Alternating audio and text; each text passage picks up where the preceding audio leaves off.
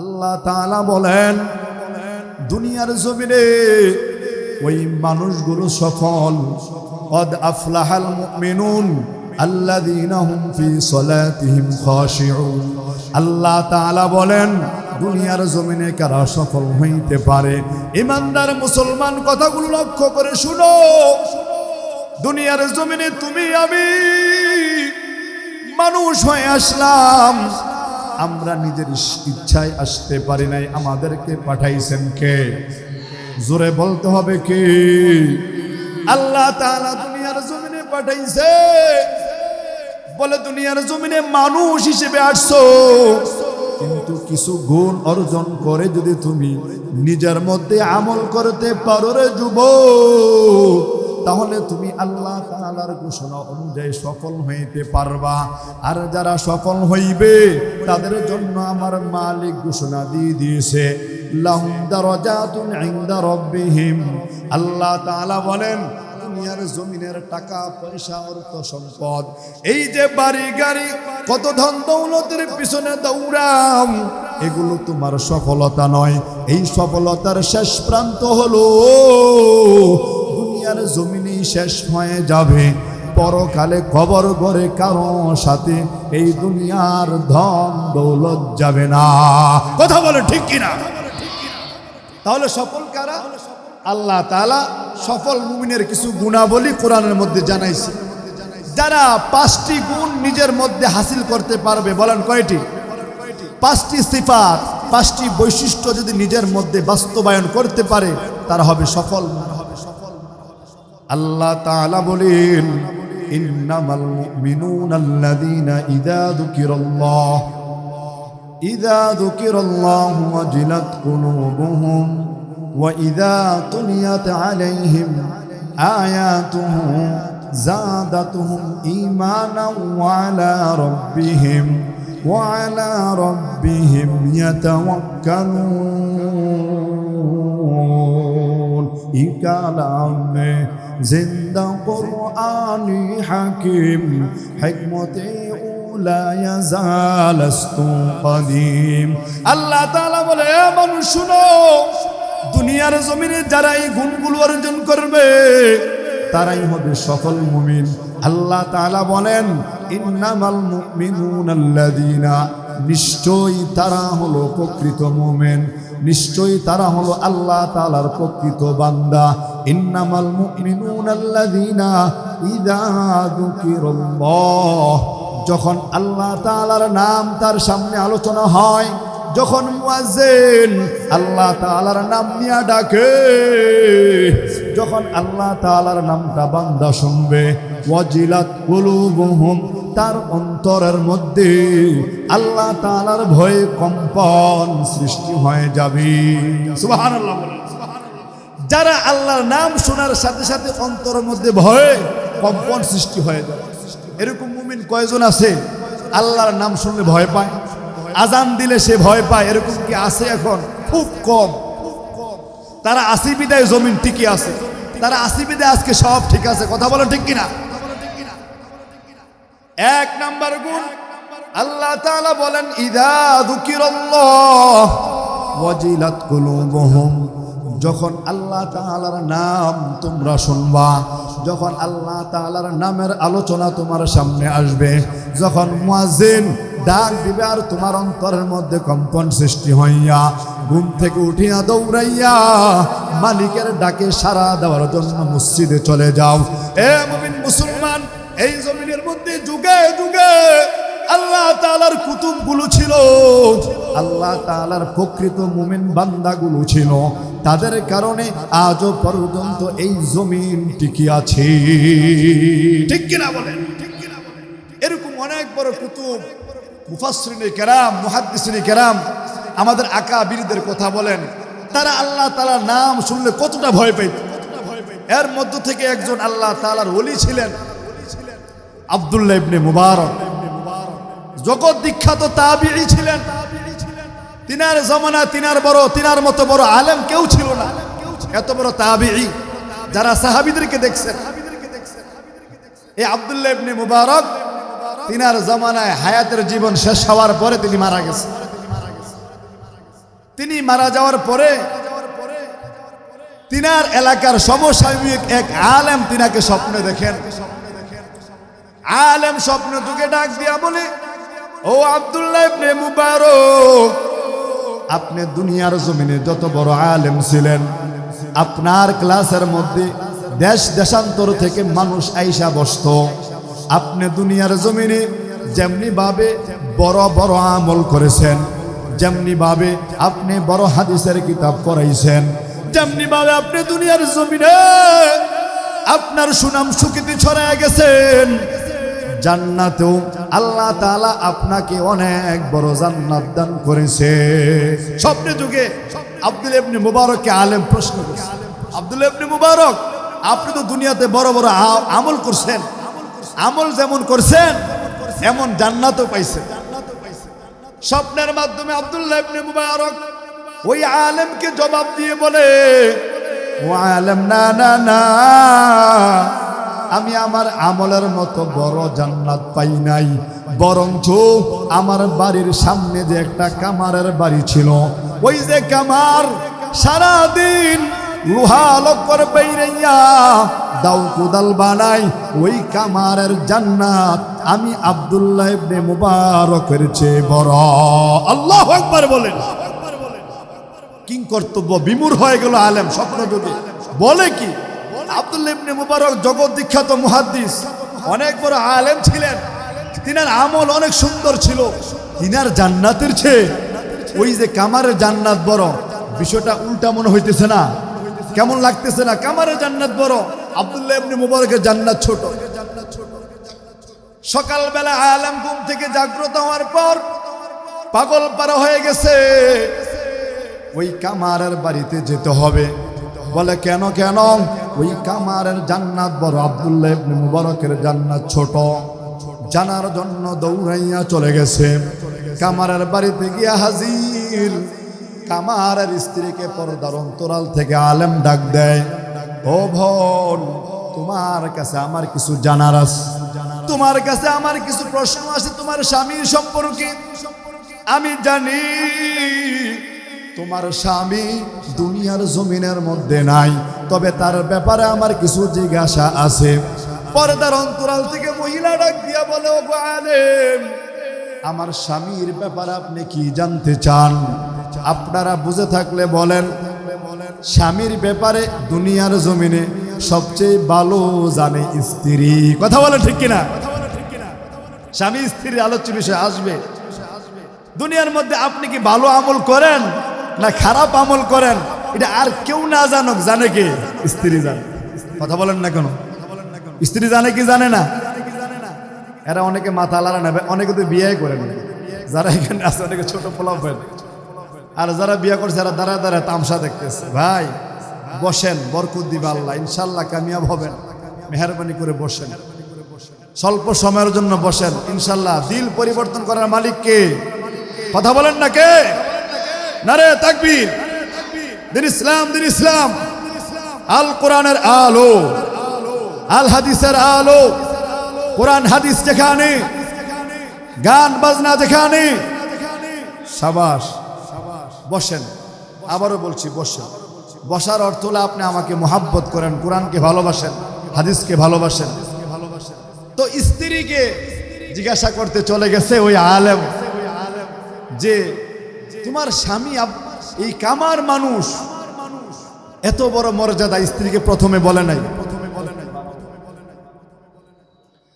এবার প্রশ্ন করে বলে, এ মহিলা শুনো, তোমার স্বামীর কি আমল ছিল আমাকে একটু জানাও, কারণ স্বামীর আমলের ব্যাপারে স্ত্রীরাই সবচেয়ে ভালো জানে, ভালো জানে। এবার মহিলা পর্দার অন্তরাল থেকে ডাক দিয়ে বলে, আলেম শুনেন, আমার স্বামী ছিল কামার মানুষ, আমার স্বামীর তেমন কোনো আমল নাই। আমার স্বামী সারাদিন লোহা বাইরাইতো, লোহা বাইরাইয়া এমনি ভাবে দাও কোদাল খুন্তি বানাইতো। তবে আপনাকে একটা কথা বলি আলেম শুনো, আমার স্বামী রৌদ্রের আলোর কারণে দিনের বেলা ওই দিনের আলোতে তিনি দাও কোদাল বানাইতে পারতেন না। আমরা জানি চৈত্র মাসে যখন সূর্যটা ওঠে ওই তাপ সহ্য করা যায় না। মহিলা ডাক দিয়া বলে, ওগো আলেম শুনো, আমার স্বামী চৈত্র মাসের রৌদ্রের তাপের কারণে তিনি রৌদ্রের তাপের কারণে ওই রোদের আলোতে তিনি দাও কোদাল বানাইতেন না, বরং রাত্রে যখন চাঁদের আলো উঠত ওই চাঁদের আলোতে স্নিগ্ধ আলোতে তিনি দাও কোদাল বানাইতেন। শুধু তাই নয় আপনাকে একটা কথা বলি, আপনাকে জানায়া দেয়, আমার স্বামী যখন দাও কোদাল বানানোর জন্য হাতুড়িটাকে মাথার উপর উঠাইতো, মাথার উপর উঠানোর পর এমনি ভাবে যখন দৃষ্টিটা ওই যে ছাদের দিকে চলে যাইতো, তাকায় দেখতো আব্দুল্লাহ ইবনে মুবারক এমন একজন ব্যক্তি, আল্লাহ তাআলা যাকে ধন সম্পদ দিয়েছে, যাকে ইলম দিয়েছে, আমল করার যোগ্যতা দিয়েছে। আমার স্বামী যখন হাতুড়িটা উপরের দিকে উঠাইতো ওই আব্দুল্লাহ ইবনে মুবারককে তাকায়া দেখতো রাতের অন্ধকারে ছাদের উপর দাঁড়াইয়া মাওলার তাহাজ্জুদ নামাজ পড়ে। আমার স্বামী চোখের পানিগুলো ছেড়ে দিয়ে বলে, মালিক আমি কামার মানুষ, আমাকে তুমি সম্পদ দাও নাই, ইলম দাও নাই, কিন্তু আমাকে যদি সম্পদ দিতা, আমাকে যদি ইলম দিতা, আমিও কিন্তু আমল ছাড়ার মানুষ ছিলাম না। ওই আব্দুল্লাহ ইবনে মুবারক যেমনি ভাবে তোমার জন্য নামাজ পড়ে, তোমার জন্য যেমনি ভাবে সেজদা দেয়, যেমনি ভাবে তাহাজ্জুদের ময়দানে দাঁড়াই রইছে, আমি কামার হওয়ার কারণে আজকে রাতের বেলা এই লোহা খুন্তি দাও কোদাল বানাই। ওগো দয়ার মালিক, আমাকে যদি তার মতো বানাইতা, আমিও তোমার দিবা রাত্রি ইবাদত করতাম। আল্লাহু আকবার বলেন। আব্দুল্লাহ ইবনে মুবারক সম্পদের কারণে, ইলম না থাকার কারণে, ওই কামার ইলম না থাকার কারণে, সম্পদ না থাকার কারণে দাও কোদাল বানাইতো, কিন্তু ইবাদতের হিরসে ইবাদতের মুহাব্বত, ইবাদতের ভালোবাসা, আগ্রহ ছিল, কিন্তু সামর্থ্য ছিল। আলেম ডাক দিয়া বলে, শুনো ও মহিলা, শুনো, তোমার স্বামীর এই যে হিরসে ইবাদত করার আগ্রহ, এটা আমার আল্লাহ পছন্দ করেছে। বলো বলো তোমার স্বামীর আর কোনো আমল ছিল কিনা? মহিলা ডাক দিয়া বলে, ও আলেম শুনো, আমার স্বামীর ছোট্ট একটা আমল আমি দেখছি। আমার স্বামী যখন দিনের বেলা কখনো কখনো দাও কোদাল বানাইতে গিয়া হাতুড়িটা যখন মাথার উপর উঠাইতো, এমন সময় যখন ওই মসজিদের মুয়াজ্জিন আল্লাহু আকবার বলে ডাক দিত, আমি তাকায়া দেখলাম আমার স্বামীর মুখের কপালে ললাট ঘামিয়ে গেছে। ওই হাতুড়িটা আর মাথা থেকে নিচে নামায় নাই, সাথে সাথেই পাশে রেখে দিয়ে দৌড়াইয়া আমার মালিকের ভয়ে ওই মসজিদের দিকে রওনা হয়ে গেছি। আল্লাহু আকবার বলেন। আব্দুল্লাহ ইবনে মুবারকের চেয়ে জান্নাত কেন বড় হইল? মহিলা ডাক দিয়া বলে, আমার এই স্বামীর আমলটা আমার বড় পছন্দ। এবার আলেম ডাক দিয়া বলে, ও মহিলা শুনো, তোমার স্বামীর এই আমল আমার আল্লাহর দরবারে পছন্দ হয়ে গেছে। আমার আল্লাহ তাআলা এই আমলের কারণে তোমার স্বামীর জান্নাত ওই আব্দুল্লাহ ইবনে মুবারকের চেয়ে বহু গুণ বাড়ায় দিছে। আতিনা ফি দার দুনিয়া না হাসান, আতিনা ফি দার উকবানা হাসান, ইয়া গিয়াসাল মুস্তাগীসিন ইহদিনা লাফতিখারা বিল উলুমি ওয়াল গিনা। আল্লাহু আকবার বলেন। এ মুমিন মুসলমান, এক নাম্বার সিফত, সব সময় সদা সর্বদাই অন্তরে ভয় রাখতে হবে। কার? জোরে বলেন কার? এক নাম্বার গুণ হলো ভয় থাকতে হবে আল্লাহ। কামার আল্লাহর ভয় ছিল, আল্লাহর ভয় থাকার কারণে, মালিকের ভয় থাকার কারণে আমার মালিক তার জান্নাত ওই জগৎ বিখ্যাত মুহাদ্দিস আব্দুল্লাহ ইবনে মুবারকের চেয়ে বড় বানাই দিয়েছে। সুবহানাল্লাহ। আজকে আমরা দেখতে পাই মুয়াজ্জিন ফজরের সময় ডাক দেয়, তুমি আমি ঘুমায়া থাকি, জোহরের সময় ডাকে, আসরের সময় ডাকে, মাগরিবও ডাকে, ইশাও ডাকে, কিন্তু কোনো সাড়া দেই না। এমন মানুষ আছে না নাই? এই যে তোমরা এখানে বসছো, অনেকে এমন আছে আজকে জোহরের নামাজ পড়ে নাই, আজকে আসরের নামাজ পড়ে নাই, আছে না নাই? এ মুমিন মুসলমান, এটা হওয়ার কারণ হলো আমার মালিকের ভয় তোমার অন্তরে নাই। হাসরের ময়দানে ওই যে জাহান্নামের আযাব আমাদের সামনে দাঁড়ায়া যাবে, আমার মালিক যে বলবে ইনিল হুকমু ইল্লা লিল্লাহ, আজকের রাজত্ব একমাত্র আমি আল্লাহর। ওই কঠিন মাহশার দিবসে আমাদের কি অবস্থা হবে, ওই অবস্থাটা আমাদের অন্তরে আসে না। এই জন্য মালিকের ভয় নাই। কত মানুষ আছে মাসকে মাস যায় নামাজ পড়ে না, মালিকের ভয় নাই। মাঝে মধ্যে জুমার নামাজ পড়ে, এমন আছে না নাই? হ্যাঁ জোরে বলেন, আছে না নাই? এ মুমিন মুসলমান, অথচ আমার নবী জানায়া দেয় যেই ব্যক্তি ফজর নামাজ পড়বে না, আল্লাহ তাআলা হাসরের ময়দানে যখন সে ওই হাসরের ফায়সালা হয়ে যাবে, নবী আমার জানায়া দেয় যেই ব্যক্তি ফজরের নামাজ পড়বে না, তার কবর ঘরে এমন একটা সাপ নিয়োজিত করবে, যেই সাপটা দুনিয়ার জমিনে একবার যদি শ্বাস করত, দুনিয়ার সারাটা জমিনের গাছপালা তরুলতা বৃক্ষরাজি মুহূর্তের মধ্যে তামা তামা হয়ে যাইত। এই সাপটা ডাক দিয়া বলবে, আল্লাহর নাফরমান শুনো, আমার মালিক তোমার কবরে পাঠাইছে তোমাকে ফজর থেকে নিয়ে জোহর পর্যন্ত দংশন করতে। বলে কেন কেন? ওই যে তুমি ফজরের নামাজ পড়ো নাই। 2 নম্বরে আরেকটি সাপ আসবে জোহরের সময়, বলবে আমার মালিক আদেশ করেছে তোমাকে জোহর থেকে নিয়ে আসর পর্যন্ত দংশন করতে। আরেকটা সাপ আসিয়া বলবে আসর থেকে নিয়ে মাগরিব পর্যন্ত আসর না পড়ার কারণে। আরেকটা সাপ আসিয়া বলবে তুমি মাগরিব না পড়ার কারণে আমার মালিক অর্ডার দিয়েছে তোমাকে ঈশা পর্যন্ত দংশন করার জন্য। ঈশারের সময় আরেকটা সাপ এসে বলবে, ও মাওলার নাফরমান, ও নাখান্দা, শোনো শোনো, তুমি ঈশারের নামাজ না পড়ার কারণে তোমাকে সারা রাত্র দংশন করার জন্য আমার মালিক অর্ডার দিয়েছে।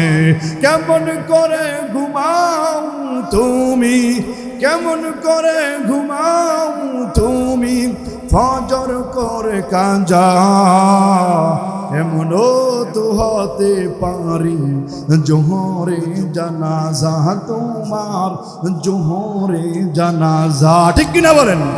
কেমন করে ঘুমাও তুমি, কেমন করে ঘুমাও তুমি, ফজর করে কাজা, এমনও তো হতে পারি জোহরে জানাজা তোমার, জোহরে জানাজা। মুসলিম হয় না জন্ম নিলে মুসলমানের ঘরে, কাফের মুমিন তফাৎ হয় সালাতের পরে, মানুষ নামাজের পরে। এই জীবনে সালাত যেন, এই জীবনে নামাজ যেন হয় না কবু কাজা, এমনও তো হতে পারি জোহরে জানাজা তোমার, জোহরে জানাজা। বেনামাজির লাশ কবরেতে রাখবে রে যখন,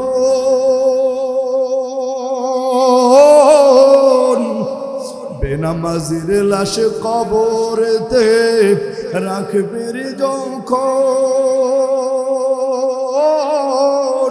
মাটির চাপে পাঁজরের হাড় ভাঙবে রে তখন। বিষাক্ত ওই সাপের ছোবল, বিষাক্ত ওই সাপের ছোবল, বেনামাজির সাজা, এমনও তো হতে পারি জোহরে জানাজা তোমার, জোহরে জানাজা। কথা বলো ঠিক কিনা? হে মুমিন মুসলমান, বুঝাইতে চাইলাম যাদের অন্তরে আমার মালিকের ভয় থাকে, তার দ্বারা অন্যায় অপরাধ হয় না, তার দ্বারা নাফরমানি হবে না, জুলুম নির্যাতন হবে না, অন্যায় অত্যাচার অনাচার হবে না, তার দ্বারা মালিকের ফরজ বিধান নামাজ কাজা হবে না। কথা বলো ঠিক কিনা? 1 নাম্বার গুণ, ভয় থাকতে হবে কার? ইদা যুকিরাল্লাহু ওয়াজিলাত কুলুবুহুম, আল্লাহর নাম ডাক আসবে তো অন্তর কাঁপতে হবে। আল্লাহর নাম শুনলে তো পাগল পারা হতে হবে, তাড়াতাড়ি মালিকের ফরজ বিধান আদায় করতে হবে। পারবো তো ইনশাআল্লাহ? কথা বলেন না কেন? পারবো তো ইনশাআল্লাহ? এক নাম্বার সিফাত মুমিন সফল মানুষ কারা? যারা আল্লাহর ভয় রাখে সদা সদা। দুই নম্বরে আল্লাহ তাআলা বলেন ওয়া ইযা তুলিয়াত আলাইহিম আয়াতুহু যাদাতহুম ঈমানা। আমার আল্লাহ তাআলা বলেন সফল মুমিনের সিফাত আরেকটা হলো ইযা তুলিয়াত আলাইহিম, যখন তাদের সামনে কোরআন তেলাওয়াত করা হবে, যখন তাদের সামনে আমার মালিকের কোরআন তেলাওয়াত হবে, যাদাতুহুম ঈমানা, তাদের ঈমান আস্তে আস্তে বৃদ্ধি পেতেই থাকবে। সুবহানাল্লাহ। কোরআনের আওয়াজ শুনলে, কোরআনের পাখিদের আওয়াজ শুনলে অন্তরের মধ্যে ঈমান বাড়া, ঈমান বৃদ্ধি পাওয়া। এই কথাটা উদাহরণ দিয়ে বুঝাই। সব জিনিস বাড়ে এবং কমে, সব জিনিসের যৌবনকাল আছে, বৃদ্ধকাল আছে। পুষ্কুনির মধ্যে দেখবেন বর্ষাকালে নদীর মধ্যে অনেক পানি, ঠিক কিনা বলেন? গায় বর্ষাকালে যেমন পানি থাকে, অন্য সময় খরাকালে কি এমন পানি থাকে না? কারণ সব জিনিসেরই ভাটা আছে, আবার যৌবন আছে। ঈমানেরও একটা যৌবনকাল ছিল, ঈমানেরও একটা বসন্তকাল ছিল, ঈমানের একটা সুন্দর যৌবন ছিল। সেটা ছিল কখন? যখন এই ধরার বুকে আকায় নামদার তাজেদারে মদিনা হযরতে আহমদ মুহাম্মদ মুস্তাফা মুজতবা সাল্লাল্লাহু আলাইহি ওয়াসাল্লাম এই জমিনে যখন ছিলেন, তখন জাহিলি মানুষগুলো ওই ঈমানের যৌবনের কারণে, টয়টুম্বুর নবী থাকার কারণে ওই জাহিলি মানুষগুলো তারা সোনার মানুষে মুমিন হয়ে গিয়েছে। সুবহানাল্লাহ বলেন। তখন ছিল ঈমানের যৌবনকাল। মুফাসসিরিনে কেরাম বলেন এরপর থেকে ঈমান মানুষের খালি কমবেই কমবে। কথা বলেন ঠিক কিনা? এখন কি মানুষের ঈমান বেশি সাহাবাদের মতো, তাবিঈদের মতো, তাবিঈদের মতো? না, কমতেছে। রাসূলের জামানায় ঈমানের যৌবনকাল ছিল, এরপর থেকেই ঈমানের যৌবন কমতেছে কমতেছে। তাহলে করণীয় কি? করণীয় হলো পুষ্কুনির পানি যদি শেষ হয়ে যায়, আর যদি সেখানে মাছ চাষাবাদ করে, তাহলে ওই চাষি, ওই ব্যক্তি, ওই ফিশারি ব্যক্তি ওই পুষ্কুনির মধ্যে অন্য জায়গা থেকে পানি এনে দেয়। দেয় কি দেয় না? কারণ পানি লেভেল রাখা লাগে, ঠিক রাখা লাগে, নতুবা মাছ হবে না, নতুবা সেখানে চাষাবাদ হবে না। এই কথাটা আল্লাহ বলছে ওয়া ইযা তুলিয়াত আলাইহিম আয়াতুহু যাদাতুহুম ঈমানা।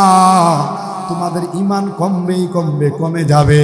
তবে যেমনি ভাবে ওই চাষিরা ফিশারিরা পানি দিয়া পুষ্কুনি লেভেল রাখে, ঠিক রাখে, তুমিও যদি কোরআনের তেলাওয়াত শুনে কোরআনের মারকাজে গিয়ে তোমার ঈমানের আমলটাকে, ঈমানের যৌবনটাকে ঠিক রাখতে হবে, নতুবা ঈমান দিন দিন কমে যাবে। এমনিভাবে মাহদী আলাইহিস সালাম আসার আগ পর্যন্ত মানুষের ঈমান কমতেই থাকবে, কমতেই থাকবে। তবে আল্লাহ তাআলা জানে এই জমিনের মধ্যে আমার নবী সব সময় থাকবে না, যৌবনকাল থাকবে না, মানুষের ঈমান নিচে নেমে যাবে। এটাকে সমান সমান করার জন্য, লেভেল ঠিক রাখার জন্য আল্লাহ তাআলা মেডিসিন দিয়েছে। তোমরা বেশি বেশি কোরআনের তেলাওয়াত শুনবা।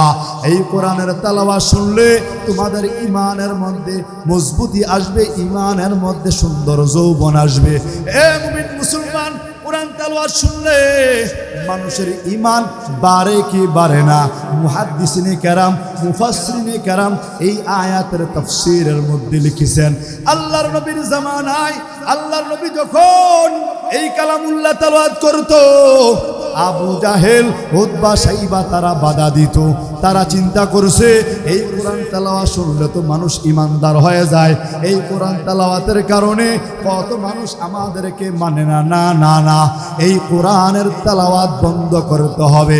আজকে বর্তমান বাংলার জমিনে ওই আবু জাহেল, উতবা, শাইবার মতো বহু নালায়েক নাফরমান আছে, যারা ওয়াজ মাহফিলে এই ফ্যাসিস্ট দেওয়ার পরও বাধা দেওয়ার জন্য চেষ্টা করে।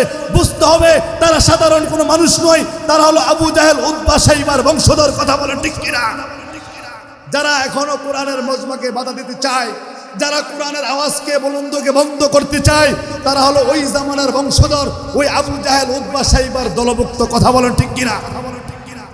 আবু জাহেল উতবা চিন্তা করলো, যেভাবে মুহাম্মদ কোরআন তেলাওয়াত করে মানুষ তো যায় মুসলমান হয়ে যায়, এটা বাধা দিতে হবে। এটা কি আজকে না আগের থেকেই? এই বাধা কি আজকে নতুন না আগ থেকে? আগ থেকে। আবু জাহেল উতবা চিন্তা করলো, আমরা আরবের সবচেয়ে বড় কবি লাবিদ ইবনে রবি, সবচেয়ে বড় কবি, আরবি সাহিত্যিক, ওর মাধ্যমে আমরা এমন একটা কবিতার বই লেখমু, ওই কবিতার বই আমরা বিভিন্ন বাড়িতে বাড়িতে দিয়া দিব, তারা এগুলো তেলাওয়াত করে শুনবো আর মজা নিব, মুহাম্মদের কোরআন শুনতে যাবে না। নাউজুবিল্লাহ বলেন। আবু জাহেল উতবা সাইবা চিন্তা করছে এই তেলাওয়াতকে বন্ধ করতে হবে। এই জন্য তারা লাবিদ ইবনে রবিকে নিয়ে আসছে, তুমি আমাদেরকে একটা কাব্য গ্রন্থ বানায়া দাও, যেই গ্রন্থটা আমরা তেলাওয়াত করে করে মানুষকে মুহাম্মাদের দরবার থেকে ফিরিয়ে রাখবো। এবার লাবিদ ইবনে রবি বলে, এই কিতাব কেমনে বানাইতে হবে এটা তো আমার জানা নাই, স্যাম্পল লাগবে। চলো চলো মুহাম্মাদের দরবারে যাই, সে কোন কিতাব কোন বই তেলাওয়াত করে ওই বইটার মতো আমরা বানায় দেব, আমাকে স্যাম্পল দিয়ে দাও। গার্মেন্টসের মধ্যে, ফ্যাক্টরির মধ্যে মাল বানানোকে স্যাম্পল লাগে কি লাগে না? কথা বলেন না কেন? স্যাম্পল লাগে কি লাগে না? লাগে। লাবিদ ইবনে রবি ওই জামানার সবচেয়ে বড় কবি, সে বলছে অসুবিধা নেই, আমি বানাইতে পারবো, বাকি আমার একটা স্যাম্পল দাও। আবু জাহেল ওই কবিকে নিয়ে আমার নবীর দরবারের দিকে রওনা হয়ে গেছে স্যাম্পল আনার জন্য। চলো চলো মুহাম্মাদের দরবারে চলে যাই, সেখান থেকে আমি তোমাকে যেটা দেখাইব ওরকম কবিতা গ্রন্থ আমাদেরকে বানায় দিবা। লাবিদ ইবনে রবি রওনা হয়ে গেছে, আবু জাহেল উতবা তার পিছনে। যেতে যেতে বহুদূর চলে গেছে, আল্লাহর নবীর দরবারে সে হাজির হয়ে গেছে। সাহাবায়ে কেরাম বলে, ওগো দয়ার নবী, মায়ার নবী, আবু জাহেল দল বল নিয়ে আসছে, না জানে কিছু একটা হয়। আমার নবী বলে, না না না, তোমরা জানো না আজকে এমন একটা ঘটনা ঘটবে, তোমরা তাকায়া থাকো। লাবিদ ইবনে রবি আল্লাহর নবীর দরবারে আসছে, আরবের সবচেয়ে বড় সাহিত্যিক, আরবের সবচেয়ে বড় কবি। আল্লাহর নবীকে দেখিয়া লাবিদ ইবনে রবি এক নজর তাকায় রইছে। আল্লাহু আকবার বলেন। আল্লাহর নবীর চেহারার মধ্যে মায়া আছে না নাই? কথা বলেন না কেন? আছে না নাই? আল্লাহর নবীর চেহারা দেখা লাবিদ ইবনে রবি এক নজর তাকায় রইছে। আর এটা কি মানুষ? আর এর চেহারার মধ্যে নূর, এমন মানুষ তো এই ধরার বুকে আর দেখি নাই। এমন ঘটনা আছে না নাই? নবীর চেহারা দেখে মুসলমান হয়েছে কি হয় নাই? বহু ঘটনা আছে। লাবিদ ইবনে রবি আবু জাহেল উতবাকে বলতেছে, আবু জাহেল এই ব্যক্তিকে বলো সে যে গ্রন্থ তেলাওয়াত করে ওই গ্রন্থটা আমাকে যেন শোনায়, আমি শোনা মাত্রই তোমাদেরকে উপস্থিত কয়েকটা কবিতা বানাই দেব হুবাহু। ওই জামানায় লাবিদ ইবনে রবির অনেক প্রশংসা ছিল, লাবিদ ইবনে রবির অনেক সুনাম সুখ্যাতি ছিল।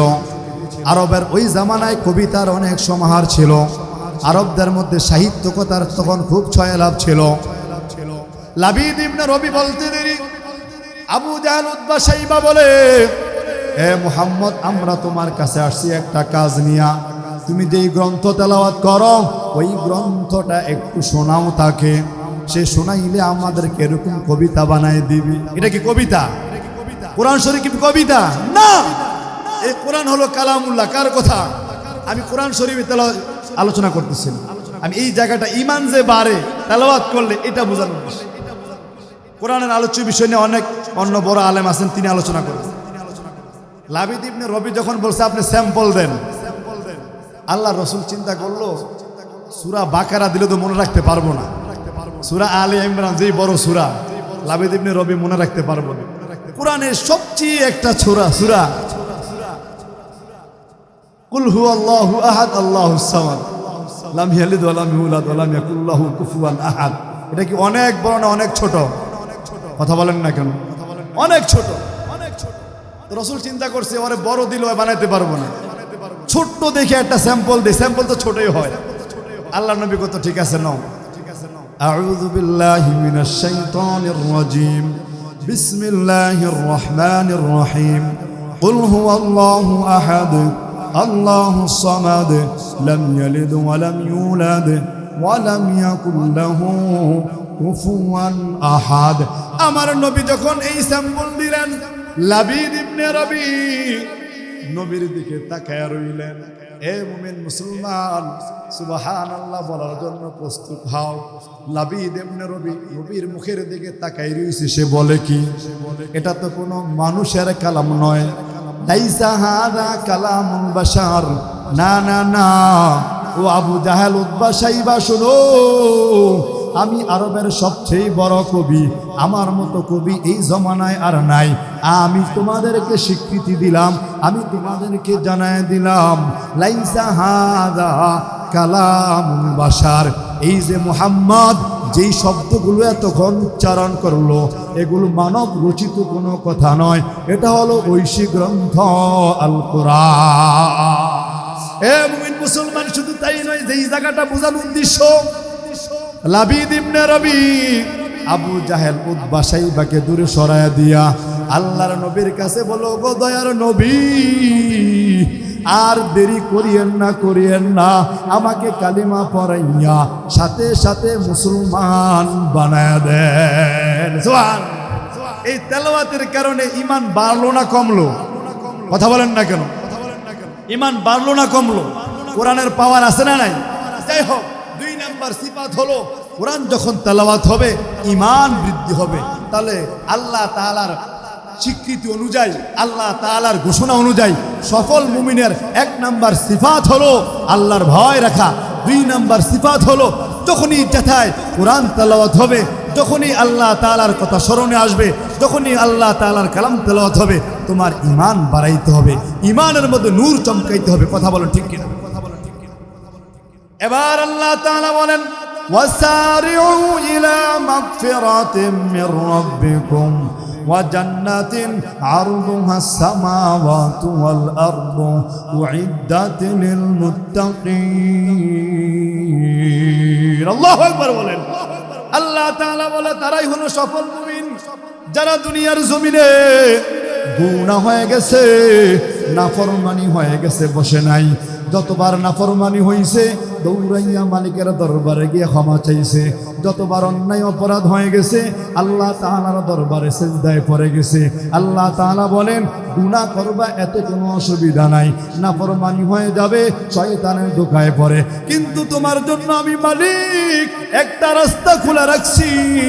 সারিউ ইলা মাগফিরাতিম মির রাব্বিকুম, তুমি দৌড়াইয়া চলে যাও তোমার আল্লাহর দরবারে, প্রভুর দরবারে, মালিকের দরবারে তুমি দাঁড়ায় যাও।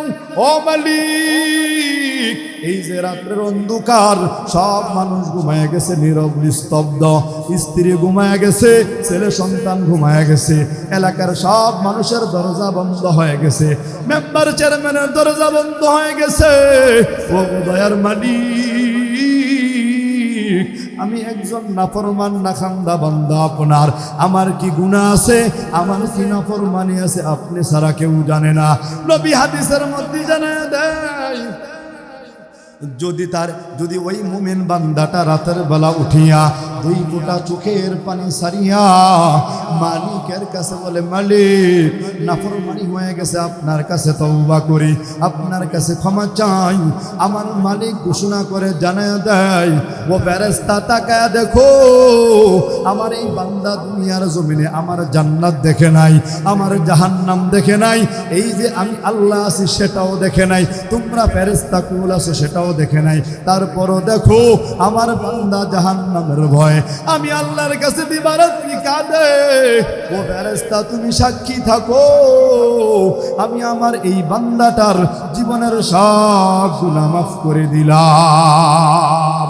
কাদের কুদরত দারি বরকামাল, আনতা রব্বি আনতা হাসবি যুল জালাল, তুমি কাদের জলিলুল্লাহ জাহাদাদ, বহর হালে তুহি মেরে নিগাহবান। আল্লাহ তাআলার শক্তি আছে না নাই? হে মুমিন মুসলমান, স্বল্প সময়ে আমি মুমিনদের সিফাতগুলো শেষ করছি। আরেকটি সিফাত বললাম, নাফরমানি হয়ে গেছে, অন্যায় অপরাধ হয়ে গেছে, গুনাহ হয়ে গেছে, সাথে সাথে দৌড়াইয়া আমার মালিকের কাছে তওবা করতে হবে, আমার মালিকের কাছে কান্নাকাটি করতে হবে। যখন দুনিয়ার জমিনে তুমি এই গুণগুলো অর্জন করিয়া আল্লাহর ভয়, আল্লাহ তাআলার ভয় নিয়ে চলিয়া ঈমানটাকে যদি মজবুত করতে পারো, গুনাহ হয়ে গেলে যদি তওবা করতে পারো, একদিন এমন একটা সময় আসবে তুমি দুনিয়ার জমিন থেকে বিদায় নিবা। এই দুনিয়ার জমিন থেকে বিদায় নেওয়ার সময় যারা সফল মুমিন তাদের বিদায়ের অবস্থাটা হবে একরকম, আর যারা সফল মুমিন নয়, যারা নাফরমান বেঈমান রয়ে গেছে, তাদের মৃত্যুর হালাত হবে ভিন্ন রকম। আল্লাহর নবী হাদিসের মধ্যে জানিয়ে দেয়, যখন সফল মুমিনের মৃত্যুর সময় চলে আসবে, তার সামনে মালাকুল মাউত আসবে, কিন্তু আসার তরিকা হবে ভিন্ন। বলে কেমনে আসবে? আল্লাহর নবী হাদিসের মধ্যে জানায়া দেয়, ওয়াখরুজি ইলা রাইহিম মিন রাইয়ান ওয়া রাব্বি গায়রি গাদবান। আল্লাহর নবী বলেন, একজন ফেরেশতা অনেক দূর থেকে আলোর মধ্যে আসবে, হঠাৎ করে আসবে না, যেন ভয় না পায়। অনেক দূর থেকে আলো বিচ্ছুরিত হবে, আস্তে আস্তে যখন সামনে আসবে বলবে, তুমি কোনো ভয় পেও না, ভয় পেও না, অখরুজি বের হয়ে আসো। খারাজা ইয়াখরুজু মানে বের হওয়া। তখন এই নফস, এই আত্মা দেহের মধ্যে থাকার কারণে ভালোবাসা জন্মাবে, সে বের হতে চাইবে না। তখন বলবে, ইলা রাইহিম মিন রাইয়ান ওয়া রাব্বি গায়রি গাদবান, ওই প্রভুর দিকে আসো, ওই অনাবিল শান্তির দিকে আসো, যে জান্নাত তোমার জন্য অপেক্ষা করছে। কিন্তু নফস বের হবে। এবার ফেরেশতা বলবে, আল্লাহ, আমি তো আপনার বান্দার জান কবজ করতে পারছি না, আসতেছে না। এবার আল্লাহ তাআলা কুরআনুল কারীমের মধ্যে আয়াত নাজিল করে জানায়া দেয়, না না না, আমার মুমিন বান্দাদের ব্যাপারে বলতে হবে এভাবে, ইরজিই ইলা রাব্বিকি রাদিয়াতাম মারদিয়া। হাদিসের মধ্যে আসছে খরাজা ইয়াখরুজু মানে বের হওয়া, আর আয়াতের মধ্যে আসছে রাজা ইয়ারজু মানে ফিরে আসা। উদাহরণের জন্য বলি, আমাদের বাচ্চারা যখন বাইরে উঠানের মধ্যে খেলাধুলা করে, আমরা বলি, বাবা সন্ধ্যা হয়ে গেছে, ঘরে ফিরে আসো, বলি কি বলি না? আবার যখন আমাকে বাইরে থেকে কোনো বন্ধু ডাক দেয়, ওগো বন্ধু তুমি বের হয়ে আসো, ঘর থেকে বের হয়ে আসো। কিন্তু বের হওয়া হলো ভিতরে থাকা মানে বের হয়ে আসা, আর ফিরে আসা মানে বাইরে আসে, ঘরে ফিরে আসা। আমার আল্লাহ তাআলা বলতে চায়, এই বান্দাগুলো তো হলো জান্নাতি, তারা জান্নাতের মধ্যে ছিল, দুনিয়ার জমিনে স্বল্প সময়ের জন্য ছিল। এ বান্দা, ওই যে তাকায়া দেখো, তোমার জন্য জান্নাত বানাইছি। ইরজিই ইলা রাব্বিকি রাদিয়াতাম মারদিয়া, আসো আসো, ফিরে আসো, ওই যে তোমার রব তোমার প্রতি সন্তুষ্ট। সুবহানাল্লাহ বলে। খরাজা ইয়াখরুজু মানে বের হওয়া, জান তো বের হবে না। আল্লাহ বলছে, ইরজিই, হে বান্দা আসো, বের হয়ে আসো, আসো ফিরে আসো তোমার রবের দিকে। তোমার জায়গা তো জান্নাত, এই অন্তর এখানে থাকার জায়গা না, এই দুনিয়া থাকার জায়গা না। তখন এই রূহ আস্তে করে বের হয়ে আসবে। কিভাবে? হাদিসের মধ্যে নবী বলেন, আটার মধ্যে যদি কালো একটা চুল পরে থাকে, বলেন কিসের মধ্যে? আটা, সাদা আটার মধ্যে কালো চুল পড়লে এটা উঠাইতে কোনো অসুবিধা হবে? মায়ের কোলে যখন শিশু দুধ পান করে, এই দুধ পান করতে করতে আস্তে করে ঘুমায় যায় না? ঠিক তেমনি ভাবে ওই মুমিন বান্দা যে সফল হয়েছে, তাকে এমনভাবে আজরাইল আলাইহিস সালাম জানটা কবজ করবে, কেমন যেন মায়ের বুকে দুধ খেতে খেতে অনায়াসে ঘুমায় গেছে। সুবহানাল্লাহ, জান তো চলে গেল। এখন ইরজিই ইলা রাব্বিকি রাদিয়াতাম মারদিয়া। এবার যখন জান কবজ হয়ে যাবে, আল্লাহ তাআলা বলে, ফাদখুলি ফি জান্নাতি, ফাদখুলি ফি ইবাদি ওয়াদখুলি জান্নাতি। তো ওদখুলি জান্নাতি, জান্নাতে প্রবেশ করো, আল্লাহ তাআলা বলবে। এখন রয়ে গেল বান্দা যখন কবর জগতে এভাবে থাকবে, হঠাৎ করে এত বড় বিশাল 10 গুণ দুনিয়ার, যার সবচেয়ে ছোট জান্নাত হবে, দুনিয়ার 10 গুণ তার জান্নাত হবে, এত বড় জান্নাতে প্রবেশ করতে সে ভয় পাইবে। এজন্য আল্লাহ তাআলা কোরআনের আয়াতের এই জায়গাটা বলছে, ফাদখুলি ফি ইবাদি ওয়াদখুলি জান্নাতি। ও বান্দা, জানো তোমার একা জান্নাতে যাওয়ার দরকার নাই, এই যে তাকায়া দেখো তোমার মতো আরো কত মুমিন বান্দা আছে, সুহাদা আছে, আম্বিয়া আছে, সিদ্দিকিন আছে, সলিহিন আছে। আজকে তাদের দলভুক্ত হয়ে তোমার কোনো ভয় নাই, ভয় নাই, তাদের সাথে তুমি জান্নাতের মধ্যে প্রবেশ করো।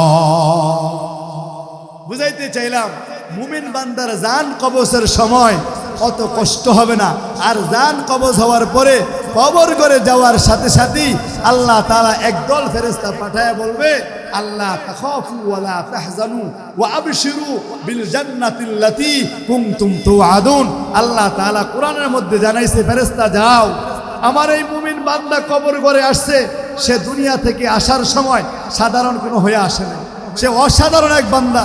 দুনিয়ার জমিনে আমি আল্লাহর ভয়ে নামাজ ছাড়ে নাই, আমি আল্লাহর ভয়ে কোরআন ছাড়ে নাই, আমি আল্লাহর ভয়ে হারামে যায় নাই, আমি আল্লাহর ভয়ে সুদ ঘুষে দেয় নাই, আমি আল্লাহর ভয়ে স্বামীর অবাধ্য হয় নাই, আমি আল্লাহর ভয়ে পরকিয়া করে নাই, আমি আল্লাহর ভয়ে স্বামীর সাথে খারাপ আচরণ করে নাই, স্বামী স্ত্রীর সাথে খারাপ আচরণ করে নাই, বরঞ্চ দুনিয়ার জমিনে আমি আল্লাহ তাআলার বিধানগুলো সুন্দরভাবে পালন করে করে তারা আজকে কবর করে আসছে। তাদেরকে গিয়ে বলো, আল্লাহ তাখাফু, এই অন্ধকার ঘরে, এই কবর ঘরে তোমার কোনো ভয় নাই, ওয়ালা তাহজানু, ওই যে দুনিয়ার মধ্যে তোমার সন্তান রেখে আসছো, তোমার পরিবার পরিজন রেখে আসছো, তোমার অর্থ সম্পদ রেখে আসছো, এটার ব্যাপারও তুমি কোনো পেরেশানি করিও না। এগুলোর জিম্মাদারি নিবে কে? জোরে বলেন কে? আল্লাহ তাখাফু ওয়ালা তাহজানু ওয়া আবশিরু বিল জান্নাতিল্লাতী কুনতুম তুআদুন। ওই ফেরেশতারা আসিয়া বলবে, হে আল্লাহর বান্দা ভয় করিও না, তুমি তাকায়া দেখো, ওই যে তোমার দৃষ্টি যত দূরে যায়, হাদিসের মধ্যে নবী বলেন, ওই মুমিন বান্দার চোখের দৃষ্টি যত দূরে দূরে যাবে তত দূর পর্যন্ত আমার আল্লাহ তাআলা তার কবরটাকে প্রশস্ত করিয়া, ওই কবরটাকে বিস্তৃত করিয়া জান্নাতের নাজ ও নিয়ামত ওই কবর ঘরে তার হাওয়া বাতাস আসতেই থাকবে। সুবহানাল্লাহ। আর পক্ষান্তরে যদি মুমিন না হয়ে যাও, আর যদি এই গুণাবলী অর্জন না করো, কবর ঘরে তোমার আযাব শুরু হয়ে যাবে। নবী আমার বলেন, বেনামাজি যখন কবরের মধ্যে রাখবে, ওই কবরের চাপে তার মাথার চারাগুলো টাস টাস করে ভেঙে যাবে, তার পাজরের হাড়গুলো ভেঙে মিসমার হয়ে যাবে। শুধু তাই নয়, হাশরের ময়দানে সব মানুষ যখন পাগল পারা হয়ে যাবে, এই বেনামাজির দল, এই নাফরমান, এই গুনাহগার সেদিন পাগল পারা হয়ে যাবে। হাদিসের মধ্যে নবী জানায়া দেয়, ওই যে আযাবের কষ্টের কারণে সূর্যটা যখন মাথার উপরে চলে আসবে, ওই সূর্যের তাপে তাপে ঘামের নদী বয়ে যাবে, ওই ঘামের সাগরের মধ্যে হাবুডুবু খাইবে। শুধু তাই নয়, তাই নয়, নফসি করবে। হাশরের ময়দানে আমার মালিক এমন একটা কঠিন রূপ ধারণ করবে, আল্লাহ তাআলা সেদিন অনেক বড় কহ্হার হয়ে যাবে। আল্লাহ তাআলা বলবে, আজকের রাজত্ব একমাত্র আমার। এই গুনাহগার বান্দাগুলো সেদিন আর কোনো রক্ষা পাবে না, পাবে না। আল্লাহ তাআলার কাছে জাহান্নাম ডাক দিয়ে বলবে, আল্লাহ হাল মিন মাজিদ, আর জাহান্নামী আসেনি, আমাকে দাও। হাদিসের মধ্যে নবী জানায়া দেয়, ওই জাহান্নামটাকে ৭০,০০০ ফেরেশতা ৭০,০০০ শিকল লাগাইয়া, প্রত্যেকটা শিকলের মধ্যে আবার ৭০,০০০ ফেরেশতা থাকবে। টেনে টেনে যখন সামনে আনবে, জাহান্নামে যখন গর্জন দিবে, সব পাপিষ্ঠ বান্দাগুলোর কম্পন সৃষ্টি হয়ে যাবে। সেদিন আর কোনো রক্ষা হবে না, কোনো পালাবের জায়গা পাইবা না। এ মুমিন মুসলমান, ও পরদার অন্তরালের মা, আমি বুঝাইতে চাইলাম, প্রকৃত মুমিন না হয়ে গেলে পরকালে কোনো রক্ষা নাই। এই জন্য হায়াতের জীবনের গ্যারান্টি নাই। যতদিন দুনিয়ার জমিনে থাকবা, বাকিটা জীবন এই গুণাবলী অর্জন করিয়া মালিকের ভয়ন্তর অর্জন করো। কোরআন তেলাওয়াত করো, যেথায় আল্লাহ তাআলার কোরআন তেলাওয়াত হয়, ওই জায়গায় গিয়া বেশি বেশি সময় দাও। যখনই নাফরমানি হয়ে যাবে, সাথে সাথে মালিকের দরবারে তওবা করে ক্ষমা সাধয়া নাও। আর এভাবে যখন যাইবা, আল্লাহ তাআলা তোমার জন্য চিরস্থায়ী জান্নাত রাখবে। আর যদি নাফরমান হয়ে যাও, তাহলে তোমার অবস্থা বড় খারাপ। অতএব এখনই তুমি সিদ্ধান্ত নাও, তুমি কি জান্নাতি হবা নাকি জাহান্নামী? জান্নাতে যেতে চাই কি চাই না? হাত তুলে দেখাই দেন। আল্লাহ তাআলা আমাদের সবাইকে জান্নাতি আমল করার তৌফিক দান করবেন, আমিন। অনেকে হাত তুলছে, ঠিক, অনেকে হাত তুলছে, কিন্তু হুজুর ওয়াজ শুনলে তো ভালোই লাগে। ওয়াজ তো ভালো লাগার জন্য নয় ভাই, ওয়াজ তো হলো এই যে আমাদের মুফতি আলামিন শেখ ভাই প্রত্যেক বছরই আয়োজন করেন, ওনার কোনো দুনিয়াবি লাভ আছে? কোনো লাভ নেই। এই যে আপনারা এখানে কিছু কোরআনের কথা শুনে আমল করবেন, এইটা তিনি চায়। উনি চান যে আমার এই মহল্লায়, আমার মসজিদ মহল্লা, মাদ্রাসা মহল্লায়, এই নারায়ণগঞ্জে আমার বাড়ি, আমার কিছু মানুষ যদি এই কোরআনের কথা শুনে আমলি হয়, এটার জন্য আমি হাসর ময়দানে কিছু পাবো। আপনারা সারা রাত ওয়াজ শুনে গেলেন আর পরের দিন কোনো আমল নাই, তাহলে এই ওয়াজ দ্বারা কোনো লাভ আছে? এই ওয়াজের কোনো দাম আছে? এখানে অনেক বড় বড় ওলামায়ে কেরামরা আসবেন, আপনাদেরকে আমি একটা সবক দিয়া দেয়, আরেকটা সবক, যতজনে যত ওয়াজ শুনবেন আমলও নিয়ে শুনবেন। আজকে ওয়াজ দ্বারা ফায়দা হয় না কেন? শ্রোতা আসে মজা নেওয়ার জন্য, ভাইরাল বক্তা আসলে তারতে শুনে একটু মজা নেয়, পরে বাস চলে যায়, শেষ, ভালো লাগছে মন শেষ। এটা হলো কানের মজা। অন্তরের মজা হবে তখন যদি আপনি ইখলাস নিয়া, আল্লাহর ভালোবাসা নিয়া আমলও নিয়তে শোনেন, তাহলে এক মাহফিলে আপনার জন্য যথেষ্ট হবে। ইনশাল্লাহ বলেন, ইনশাল্লাহ বলেন রে সবাই। এজন্য আজকে যত ওলামায়ে কেরাম এখানে আলোচনা করবে, যত বক্তারা আলোচনা করবে, আপনারা সবাই আমল নিয়ত সবার কথাগুলো শুনবেন। আল্লাহ তাআলা আমাদের সবাইকে এই কথাগুলো মেনে আমল করে রবের সন্তুষ্টি অর্জন করে রবের জান্নাত কামাই করার তৌফিক দান করুন, আমিন।